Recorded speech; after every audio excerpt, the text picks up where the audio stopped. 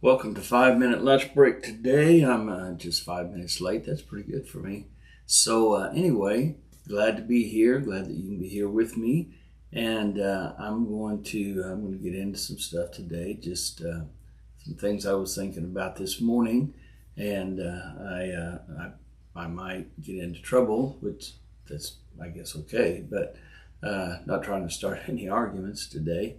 I was thinking about Jesus and what it would have been like to be around him, just walking with him every day, and not just to. Of course, we know him in a different way than his disciples, but to have been alive and walked with him every day is what I'm saying. And I love the King James version, so don't get upset with me. It's what I do most of my study and reading out of, and I think everything, any other version has to line up with it in some way, and so don't get upset. But sometimes it's so old English and so kind of can I use the word stodgy? And I don't mean that in a bad way, just descriptive of, how it reads, that it makes us, when we think about the characters of the Bible, we see them in that same aspect. And when I was younger, I listening to the stories of Jesus and his disciples. Of course, when you're young, everybody looks old, right? And so my picture of everyone, all of his disciples, Peter and James and John, that they were older men, like guys in their at least 50s, maybe 60s. And they were seasoned, old fishermen, and had the long, had the beards and the gruff voices and the wrinkles and all that to go with it.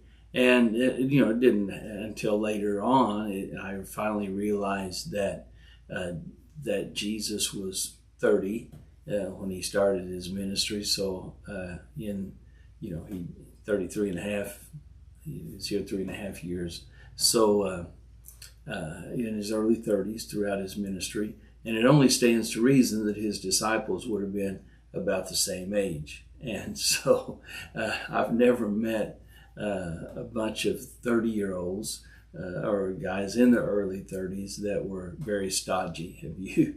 I mean, they're all fun-loving. They're still enjoying life. They're at the prime of their health, and they take things still lightly, somewhat. You're at that age where it's right between.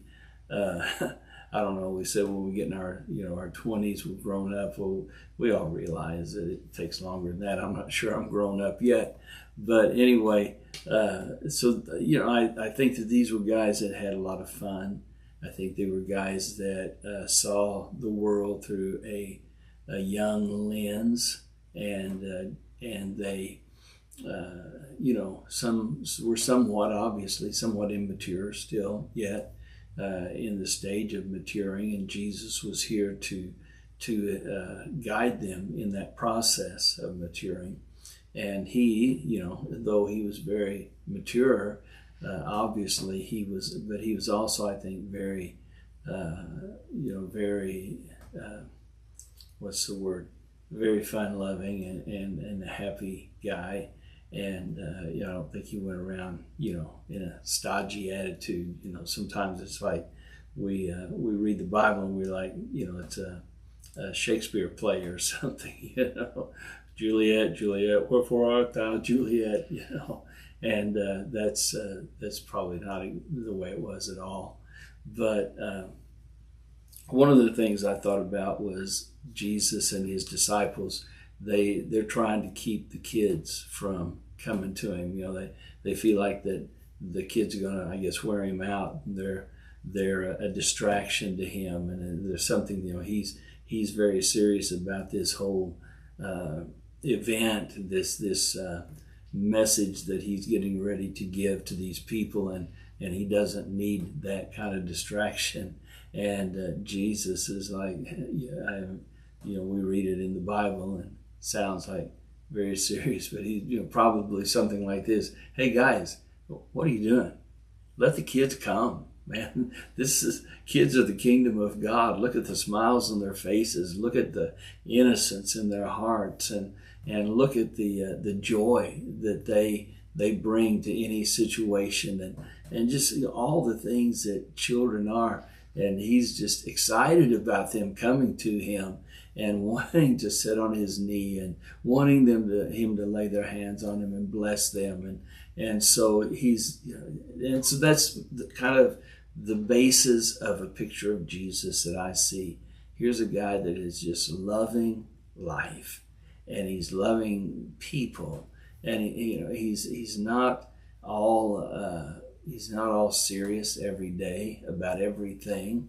He has obviously very serious moments, but I wonder if sometimes if last week I talked about being questioned by the lawyers and the Pharisees and the Sadducees. I wonder if sometimes after they were all gone and he's with his disciples, if he's not laughing and saying, "Can you believe that guy? Come on, man. If you're going to ask a question and think you're going to trick me with it, at least have a deep question, not something that simple." That's just some thoughts today. I don't know, because I think that it matters to us as to how we live our life. Are we going to live our life as stodgy old Christians, or are always serious all the time and seeing the world through a negative lens, or are we going to look through the positive lens that Jesus provides for us, and are we going to enjoy the life that God's given us to live?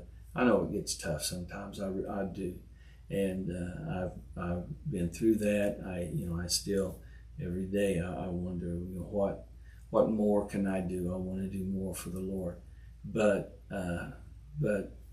what I have, what I know to do now, I want to do my best to enjoy it and give God glory through all of it. God bless you. Hope you have a great day in the Lord. Come back tomorrow and hopefully we'll make it again and maybe be right on time tomorrow. All right. God bless you.